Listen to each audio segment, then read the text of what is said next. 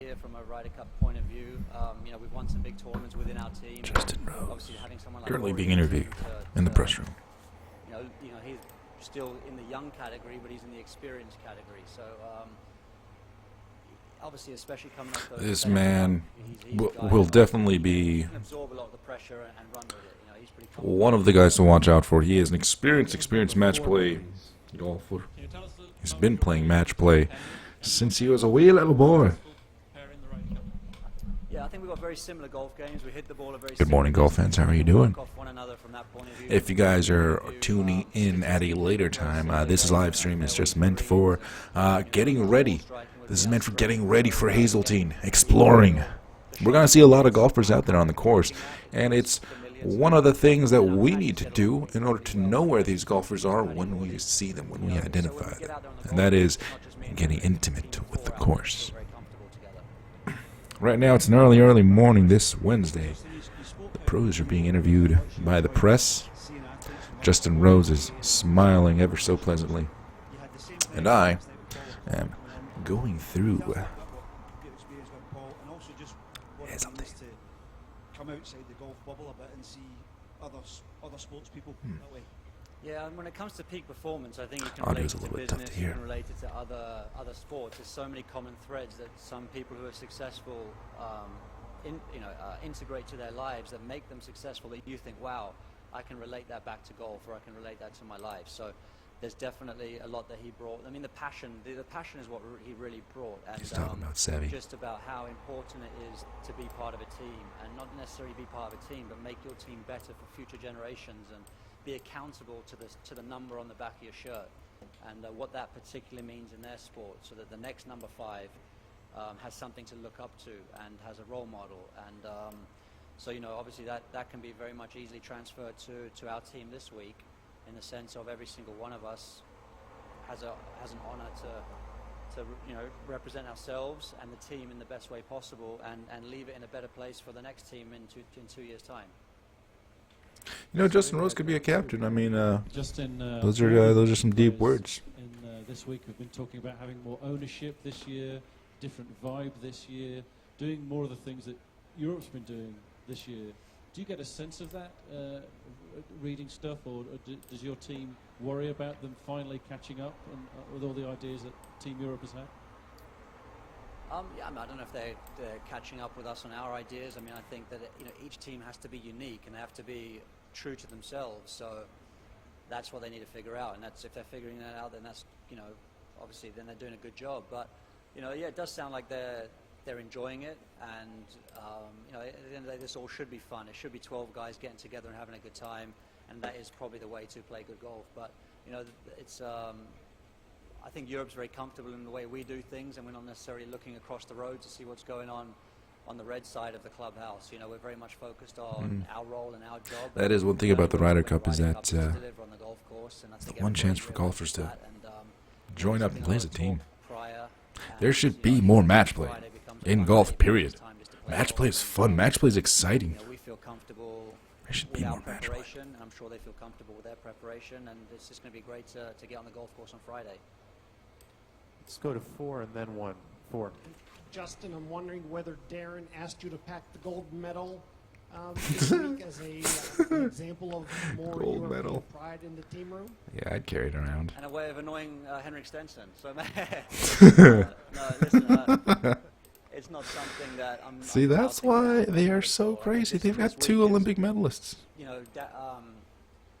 Danny doesn't have the green jacket in the team room. Rory doesn't have the FedEx Cup in the team room. I think this is about the Ryder Cup and that little gold trophy, and that's enough for us all this week.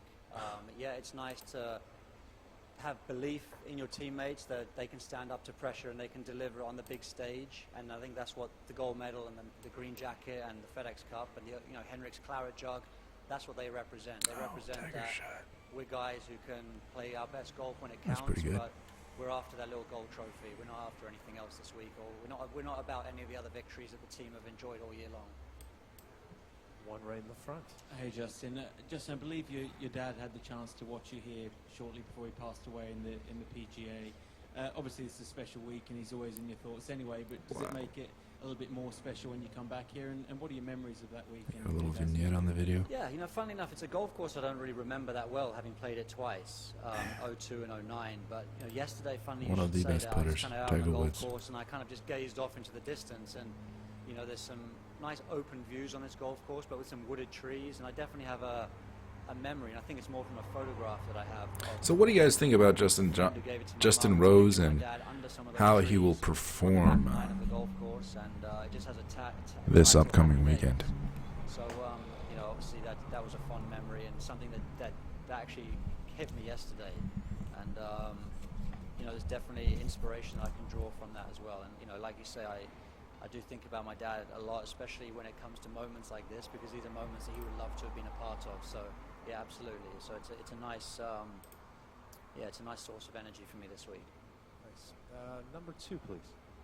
Along those same lines, Justin, 2014 Ryder Cup, are there any Okay. particular shots or Enough questions for now. memories you I have don't of think your there's much performance, out there. Hole 1, par 4, 444. The first Let's see what hole they at say. Hazeltine National is fairly typical of the challenges throughout It's a the little bit course. overboosted today. But add a few thousand people surrounding this tee box, and the opening shot will demand every ounce of a player's nerve and focus as they begin their match.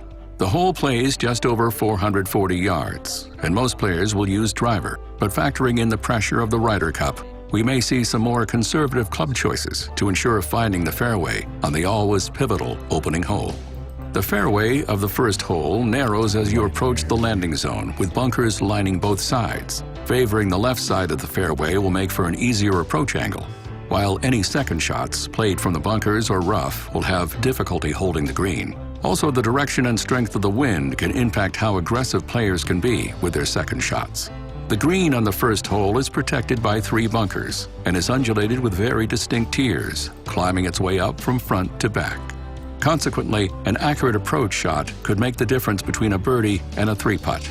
Expect this opening hole to either help The starting hole at Hazeltine. Driver hole, absolutely. Oh yeah, hole 2, par 2. While the opening hole will be a challenge to score well, the shorter par 4 second hole should offer players a better opportunity to be aggressive and think about a birdie. It's about Dogleg 280 yards to carry the bunker on the left corner of the fairway to cut the dogleg. So we'll most likely see many players hitting a safe 3-wood straight out and turn the corner on their approach shots.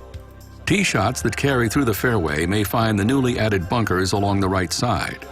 Wait. So, let's take a moment and think about that for a second. We're playing Hazeltine, and we're looking at the tee. Now, it takes 280 yards to carry this bunker on this dogleg bunker on the left-hand side. Who can carry that distance? It's whoever can hit 330, 320 on a regular. So, there's a couple American players. Bubba can do it. Rory can do it. Heinrich, maybe. Martin, maybe. I mean, all of the 300 drivers, they're probably going to be contesting that bunker when they land, judging on weather conditions. But it's a unique advantage to be able to drive straight over this bunker. And that is something that we just might see this weekend.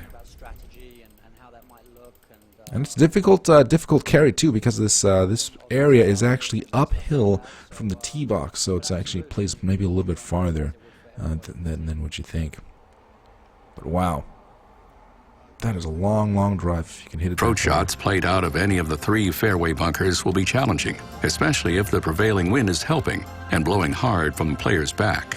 The green on the second hole is a nice size and runs diagonally away from the players. If the pin is tucked behind the 2 front left bunkers, it will make birdies a bit tougher to come by, especially if the wind is blowing. So far, all of the greens are sloping to the player as they approach. All right, hole 3, a par 5, 633, an absolute scoring opportunity. Let's see what the announcer has to The say. first par 5 at Hazeltine can play over 630 yards. Players' drives must find the safe landing area in between bunkers on the left side of the fairway and the thick rough on the right. The approach. Wow, that's a very interesting difference in elevation change right here. As we can see, the player teeing off, he goes off into this little mound, and I think this little area is a protection area. And these bunkers look like they really could mess up a person's opportunity to try and score birdie because of that high lip that's on the other side right there. Interesting. Interesting. And this elevation change, I mean, this makes this the second shot a downhill lie, which, depending on what you're hitting, might take off some distance. Approach area on this hole is fairly tree-lined, so players must make sure to put their ball in the right spots to avoid being blocked out by the trees, especially depending on the pin location. Missing too far right on this hole can even make par a tough score. The green on the third hole is large, slopes from back to front, and contains a variety of difficult hole locations. There is a false front on the left side of the green, while back center is the flattest spot on the green. Oh, that's definitely where it's going to be on Sunday, back center. Force these guys to go for it. Is there any danger off of the backside? Nah, not really. Not that much danger off the backside. A lot of scoring going to be done on this hole, absolutely. Hole number 4. No one on the pressers. All of the par 3s at Hazeltine played among the top 10 hardest holes in the last 2 majors hosted here. However, at the 1991 U.S. Open, Fuzzy Zeller and John Inman both aced the 4th hole, which will play just over 200 yards. This green is surrounded by bunkers and contains 2 distinct tiers. The lower front of the green and the top back shelf are fairly flat, but the slope that divides the 2 tiers is steep, so accurate tee shots can mean the difference between birdies and bogeys on this hole. It's all about placing it on the correct tier. And it's a downhill shot. Tee to green is -8 feet, so -8 feet downhill. All right, par 4, the 5th hole, 352 yards. Relatively short hole. The new Ryder Cup course routing begins on the 5th hole, which has traditionally played as the 14th in past championships. Billy Casper called this hole one of the greatest short par 4s in golf, and it hasn't changed much since he played it en route to winning the 1970 U.S. Open and the 1983 Senior Open here. The 5th hole is a shorter par 4 at only around 350 yards, adding some risk-reward potential. The hole plays slightly uphill, so unless the tees are moved up to around 320 yards, we likely won't see too many players trying to drive the green. Players who lay up short of the green need to avoid the large fairway bunker on the right and the new cross bunker coming in from the front left. Players can be more aggressive with pin locations. Now look at this. One little cool feature of this Explorer thing is that they've got little video clips all along the way, so you can see. The rerouted 5th hole for this year's Ryder Cup played as the 14th, the last time a major. What's up, Chad? How are you guys doing? During that final round, it's Ryder Cup week, and we're just getting ready. Looking at Hazeltine, getting really intimate with Hazeltine, knowing all about this course, the ins and outs, where players are going to be shoving their balls, and how they're going to scoop them out. We're watching Y.E. Yang play the hole 5, and he just chipped in to make his pounding rush to try and take Tiger out. This hole still holds the distinction of being the last hole Tiger Woods ever held a lead on during a major championship. How did that happen? Wow. On the left, while distance control will be crucial when the pin is tucked on the right side. There is a ridge that bisects the green. I really like this camera shot because you really get this this front apron area of the green, and yeah, I'll land it here, whatever you do. Nice. Into left and right sides. Y.E. Yang memorably chipped in from near the front right bunker. Yeah, he did. For a short par 4, birdies can be surprisingly rare on the 5th hole. That's interesting. You know, another short par 4 is that that hole at Riviera. I think it's the number 10 or number 11. That thing's only like 310 yards, and it's very crafty and tricky. Let's get a closer look at this green and see how crafty and tricky it's going on here. Yeah, this green structure is, it's got a lot going on it. Got some slopes going on there. Little back slope going off there. Looks like you got a couple little mounds going through here. This is a pretty fun green to putt on, if you're putting for fun. Alright, hole number 6. Par 5, 642 yards. Man, these are long par 5s on this hole. It's, Tiger Woods began his charge on the 6th hole when it played as the 15th hole during the 2002 PGA Championship. He made the first of 4 closing birdies here, but fell 1 stroke short to Rich Beam, if you'll recall. A new back tee box has increased the length of this hole to over 640 yards, making it the longest par 5 on the course, and bringing bunkers back into play along the left side of the fairway. Second shots will need to avoid the cluster of bunkers on both sides all around the layup zone. Wow, There are 14 bunkers in total on this hole, and accuracy off players' tee shots will determine how aggressive second shots can be. Approach shots played from the right bunkers 100 yards out will be difficult. The green on the 6th hole is fairly large and slopes from left to right and back to front. Interesting, interesting. Very large, back to front. It seems that the majority of these greens are like that, large back to front, and you don't want to end up on that backside over there. Whatever you do, it's very difficult. Something like, it's a very similar shot to what Hideki hit on the 18th, just this past weekend at the Tour Championship. You know, you're at lower elevation, you're hitting upwards onto a green that's sloping away from you. Oof, difficult, difficult. All conditions that aren't in your favor.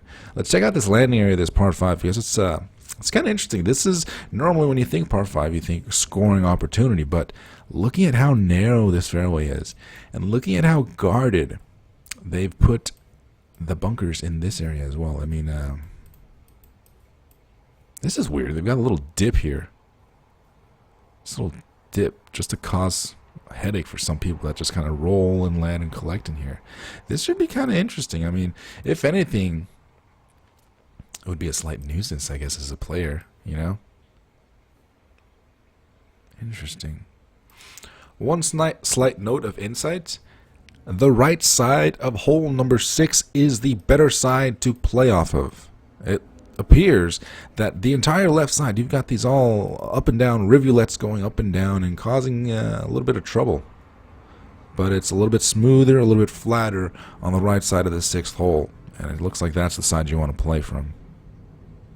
But it's also the dangerous side because you're flirting with the OB on the houses on the right side there. So play it conservatively and play it from the right side. Moving forward.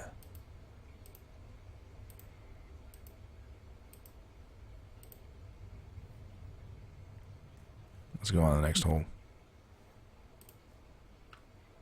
Johnny Miller once said that the Ryder Cup's 7th hole was probably the hardest par 4 he ever played. The drive is an intimidating one, over Hazeltine Lake and crossing the famous Payne-Stewart Bridge. Players will be rewarded for challenging the creek on the left with a better approach angle to the green. Tee shots that find the right rough can be blocked out by trees. If you're able to avoid the trouble off the tee, good tee shots will produce short approach shots. However, players... Looks like we got some weirdness going on right here. Oh, the Payne-Stewart Bridge? Why is it called the Payne-Stewart Bridge? Let's find out why. The bridge on Hazeltine's 7th hole is dedicated to the late great Payne Stewart. Under different course routing during the 1991 U.S. Open, this hole awaited players on the back 9 as the 16th and played as one of the toughest holes all week.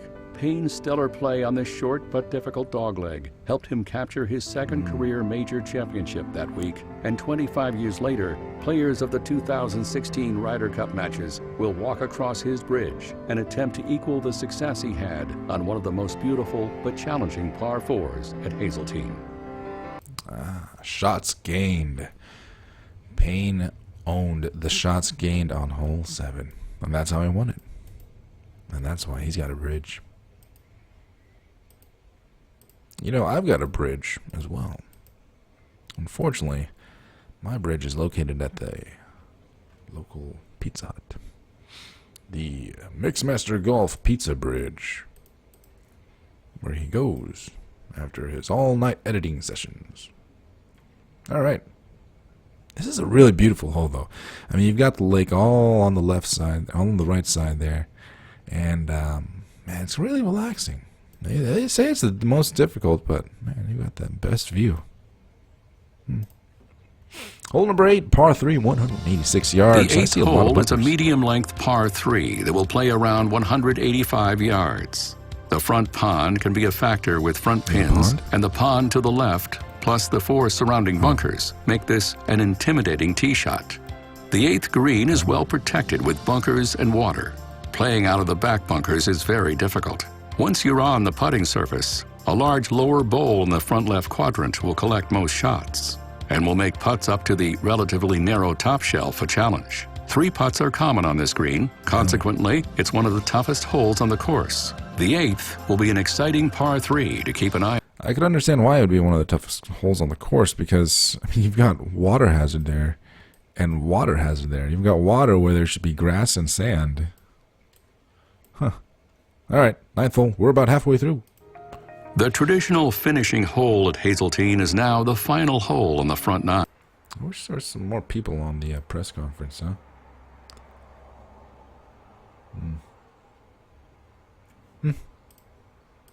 Although the predominant wind usually is at the players' backs, the 9th is one of the longest par 4s on the course. Wow, let's take a note of this. It's hole 9, 475 yards, but it's 41 feet tee to green uphill.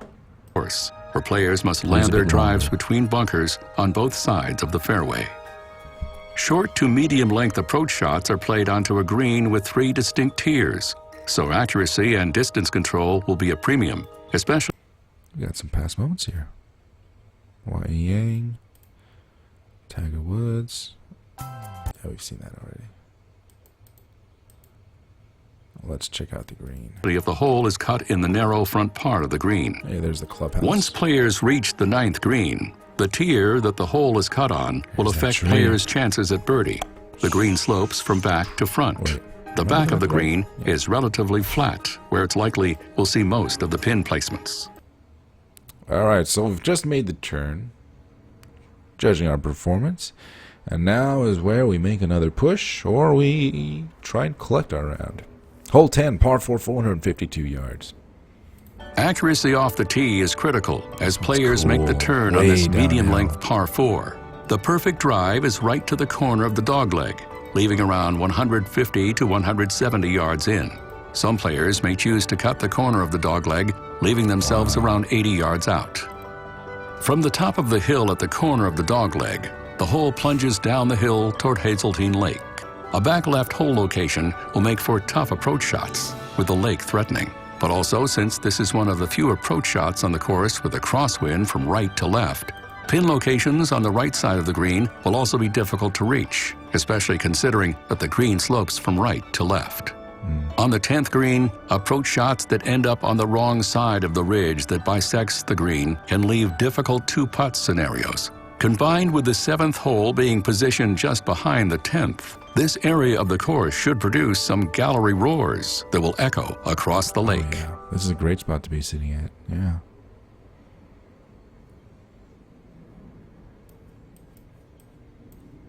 Wow. Definitely one of the most signature holes on the course. I mean, that elevation drop as you're hitting your approach, ooh, majestic. Majestic. Hole number 10, a dog leg to the right, par 5, 606 yards. The 11th is a long dogleg right par 5 with an uphill drive that is generally only reachable when the wind is helping.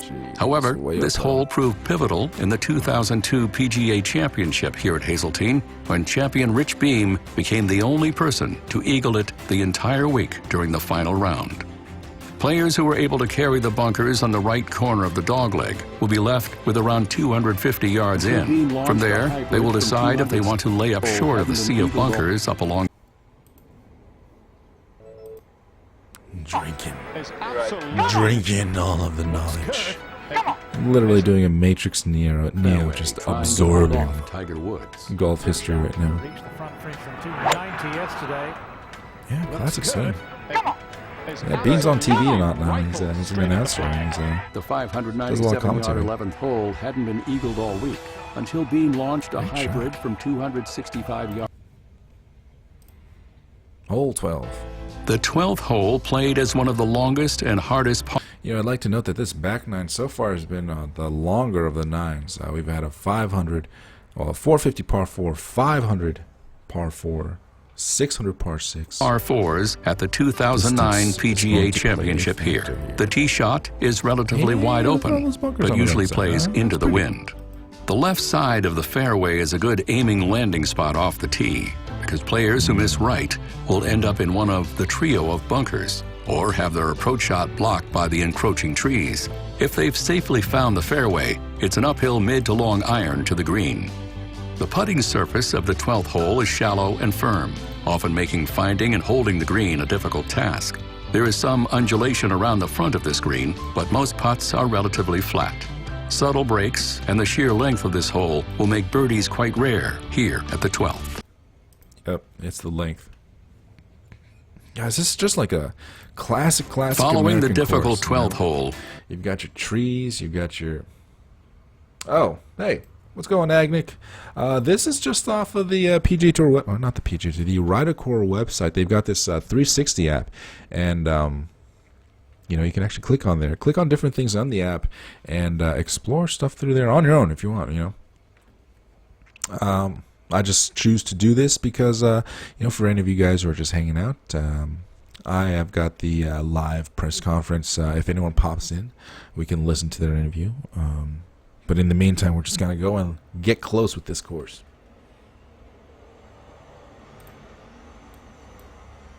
STH. Shut the hell up. You know, I love you too, Angelic. It's all about love, man. And it's all about positive comments. Positive comments. So you can shut the hell up. Wink, wink. the 13th and the hardest par 3 at Hazeltine will offer little relief for players. This hole plays close to 250 yards, and with a pond on the left, trees on the right, and bunkers front left and right, there are more than enough challenges to deal with. Missing long or short are both. Yikes, this is a long par 3. What are they approaching on? Both better than missing right or left. The green has a narrow opening in the front, while the putting surface slopes from front to back and from right to left. Players who find the green on the 13th hole will be happy, where a 2-putt might win you the. Man, this is not an easy par 3 at all. The back 9 is definitely the more difficult of the par of the 9s. 14th. The Ryder Cup course rerouting resumes for the final 5 holes, using the traditional 5th through 9th holes. Players will try to put their tee shots between the bunkers sitting on either side of the landing area about 320 yards out. However, if the hole is playing downwind, there will be some who can carry those bunkers on the right side. Any tee shots missing. Carry what? How far is that?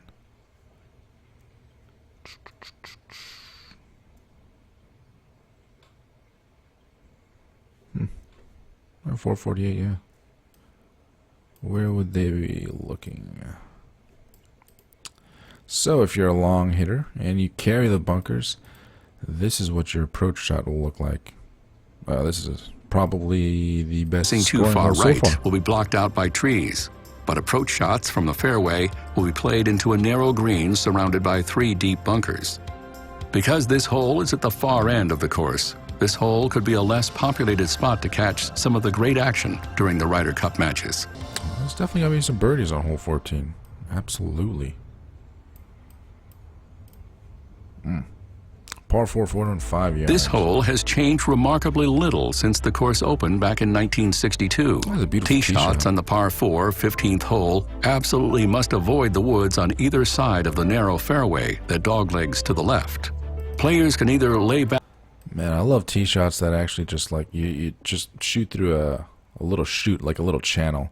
It's nerve-wracking, it's challenging. Back at the top of the hill, leaving around 150 to 160 yards, or try to draw the ball around the dogleg to within 80 to 100 yards of the green. The score of the match will most likely determine how aggressive players decide to be. Players who can find the fairway will be able to attack the long green situated between bunkers on the right and a pond on the left. With all the trouble surrounding it, this green can be an intimidating sight to hit into, especially depending on the pin location. The green slopes from back to front, and the back of the green is relatively flat. This will be a pivotal hole and could witness the end to many matches. So far, one common feature we're seeing at Hazeltine is small water features by the green and back to green sloped greens. That's nearly every hole. Back to front sloped. Kind of a receiving slope. And interesting little water features there. Just eat up your round pretty much. The 16th hole is the shortest par 5 at Hazeltine and a definite risk-reward hole late in matches. Players must obviously avoid the 2 bunkers to the left of the landing area to have any chance of reaching this hole in 2 shots. This hole often plays downwind, so players who can cut the dog... So this is definitely a scenario where people are going to try and cut the corner here. Let's see what trouble they have. If they are cutting the corner on hole number 15, you're going to be aiming right here, your target spot, and try and cross over this tree line. However, the dangers that exist, well, it actually looks pretty safe and looks like you've got some rough area right here. And depending on when they took these pictures, how thick these trees are. It is a little bit later in the year. Some of the trees, the leaves might have fallen down, and you might have a little bit more chance to get through if things don't go as planned. Dogleg will be left with only around 200 yards in. Even with a good tee shot, accuracy is critical on the second shot because the green is tucked between a pond and a row of bunkers to the right. Players must ask themselves where they would rather miss the green in a worst-case scenario. And again, here you go. More water features by the green, and looks like probably on the 17th and 18th hole you see the same. Water features by the green, raising the stakes. All right, hole number 17. Matches that make it to the par 3 17th will be must-see drama. In past championship after championship, when this hole sat on the front 9 under different course routing at Hazeltine, players would be happy to settle for par and move on. But on the penultimate hole of the match play formatted Ryder Cup, we'll likely see players forced to be much more aggressive. Looking at the yardage, this medium-length hole might appear fairly straightforward for some of the best players in the world. However, the green... Ooh, this is going to be a fireworks hole, ladies and gentlemen. A lot of stuff is going to happen on this hole, especially since it's the 17th hole. It's right before the end of the round. It's difficult to get birdies on. ...is a very small target, surrounded by trouble, and the slightest error could mean a match ending one way or another. The 17th green is one of the smallest on the entire golf course.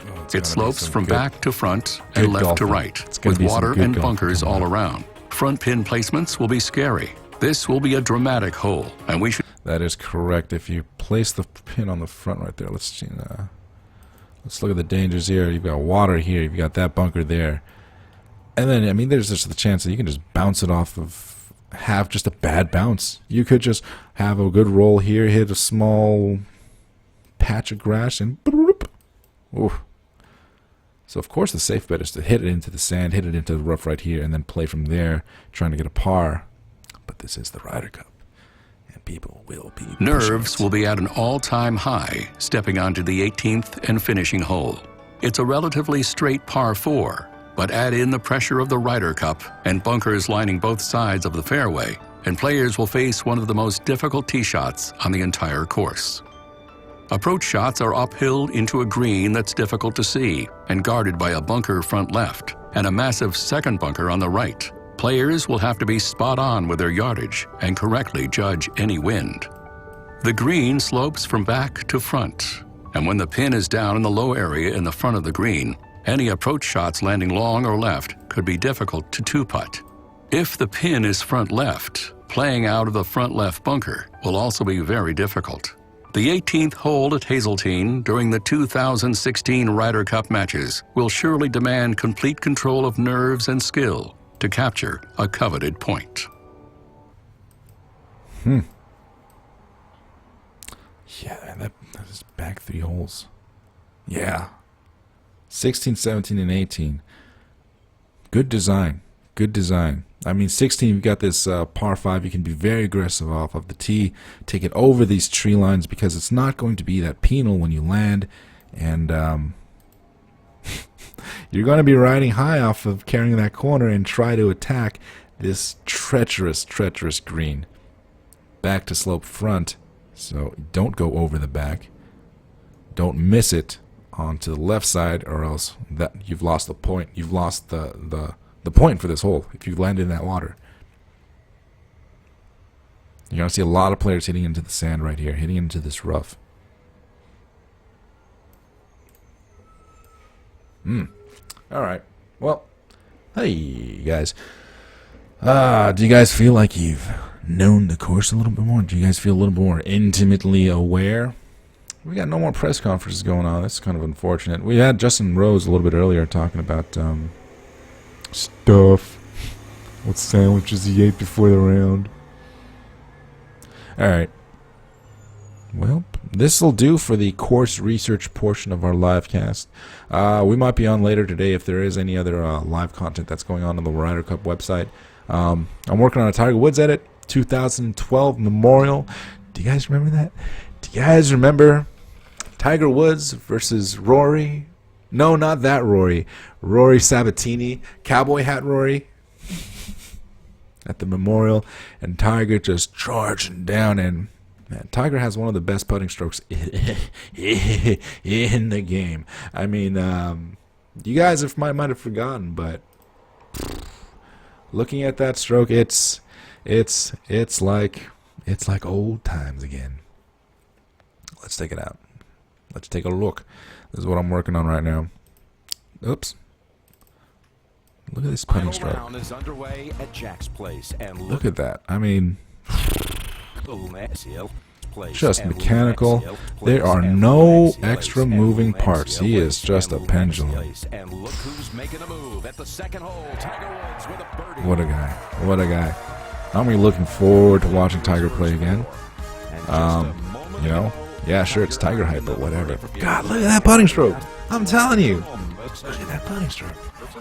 So money, so money. And just a moment ago, you can win champions with that putting stroke. There's no room for error. It's going straight back and it's going straight forward.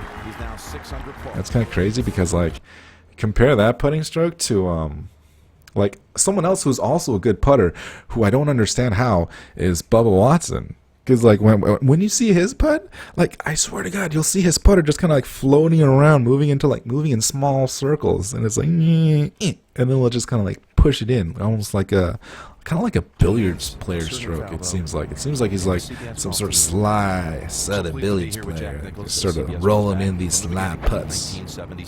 Tiger. 168, 7-9, flag in the middle of the green. There's nothing like it. Watching Tiger in the red and black, man. The old days. Nostalgia. You guys remember this guy?